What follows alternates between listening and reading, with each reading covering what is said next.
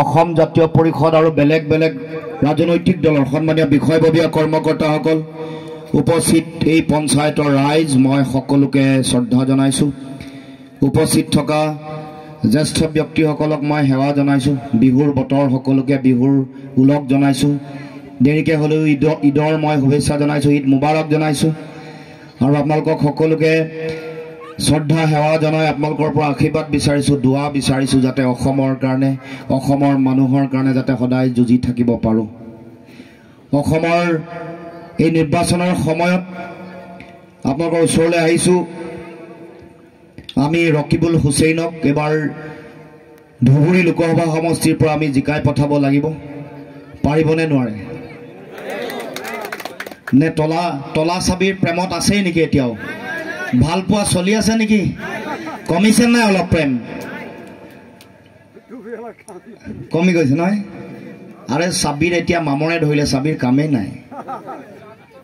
আৰু 3টা চাবি এটা চাবি দিল্লীত ৰাখি আহিছে মোদীৰ পকেটত।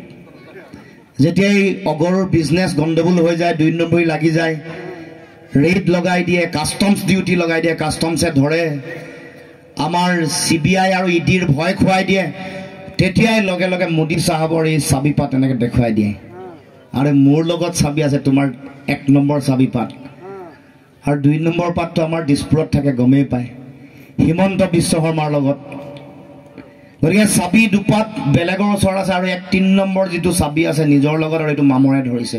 এতিয়া তলা খুলিব নোৱাৰে, গেৰাণ্টি। এইবাৰ ৰাইজে যেনেকুৱা ৰূপ লৈছে সেইবাৰ তলা খুলিব নোৱাৰে, একদম 100%। উজনি অসমত ৰাইজে দেখিছে নাই কেনেকৈ ভোট দিছে মোক? গৌৰৱ গগৈক কেনেকৈ ৰাইজে একদম যোৰহাটত হাজাৰ হাজাৰ লাখ লাখ মানুহ ওলাই আহি একদম একেলগে কৈছে যে এইবাৰ সাম্প্ৰদায়িক হিন্দু মুছলমানৰ ৰাজনীতি কৰা বিজেপিক অসমৰ মাটিৰ পৰা আমি একেলগে পুলিয়ে পোখাই আমি উৎখাত কৰিম।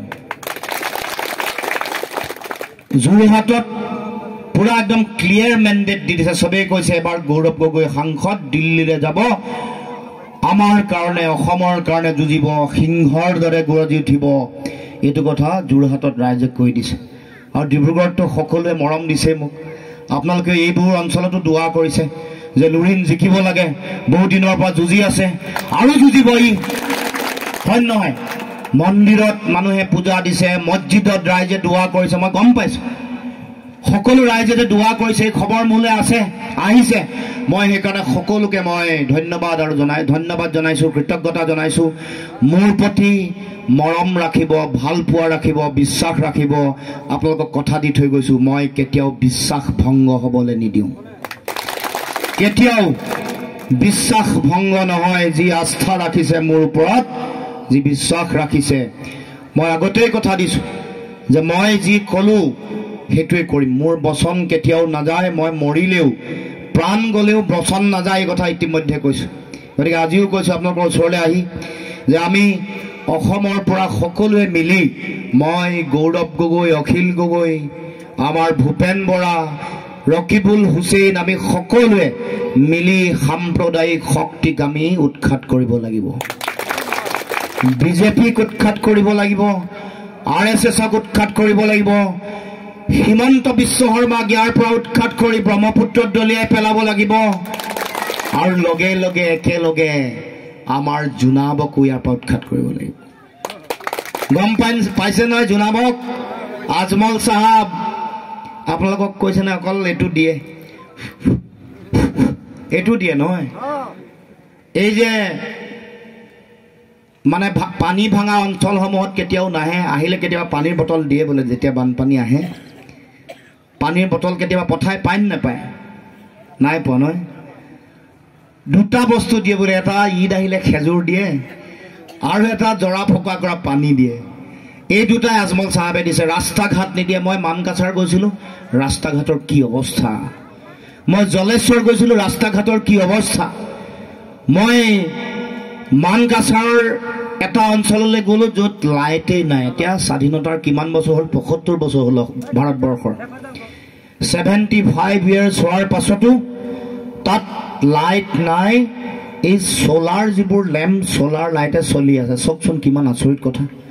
আৰু আমাৰ সাহেবে এই আজমল সাহেবে কিন্তু আমাৰ মানুহৰ কথা একো নকয়। যেতিয়া অসমত জাপি দিব বিচাৰিছিলে, ৰাইজে ভাবিছিলে যে আজমল সাহেবে আমাৰ অসমৰ মানুহৰ কথা ক'ব।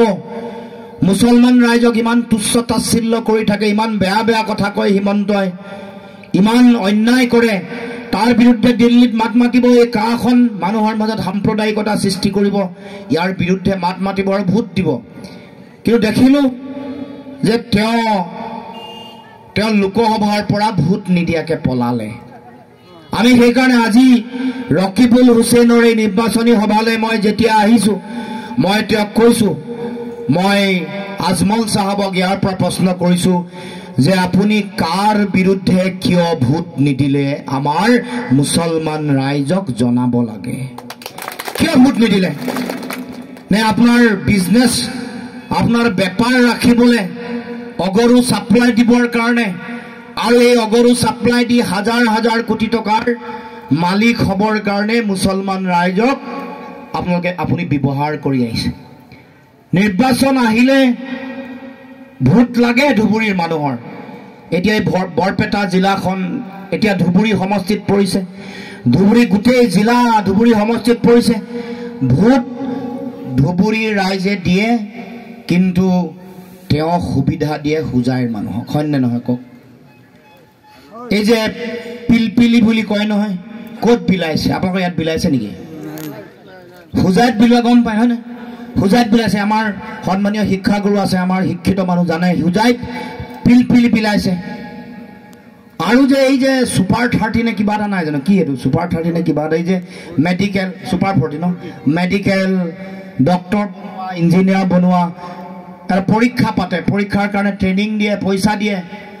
আপোনালোকৰ এই অঞ্চলৰ এই চিলচিলি পঞ্চায়তৰ কোনোবা ল'ৰা পাইছে নেকি সুবিধা কওকচোন? পাইছে নেকি? বৰপেটাৰ মানুহ, ধুবুৰীৰ মানুহে পাইছে নেকি? ক'ৰ মানুহে সুবিধা পাইছে? হোজাইৰ মানুহে সুবিধা পাইছে। হোজাই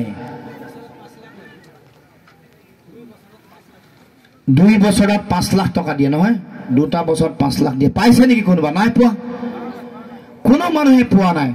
যিমান এতিয়া হস্পিটেল বনাইছে, ইয়াত বনাইছে নেকি? ইয়াত বনাইছে নেকি? বৰপেটাত বনাইছে নে ধুবুৰীত বনাইছে? হোজাইত বনাইছে। হাম হস্পিটেল নহয়, হাম হস্পিটেল ক'ত বনাইছে? হোজাইত বনাইছে। আৰে ভোট আপোনালোকে দিব আৰু বিজনেছ কৰিব হোজাইৰ পৰা, হোজাইৰ মানুহক সা সুবিধা দিব। আমি বেয়া পোৱা নাই হোজাইৰ মানুহক সা সুবিধা দিছে, কিন্তু আপোনালোকক কিয় নিদিয়ে?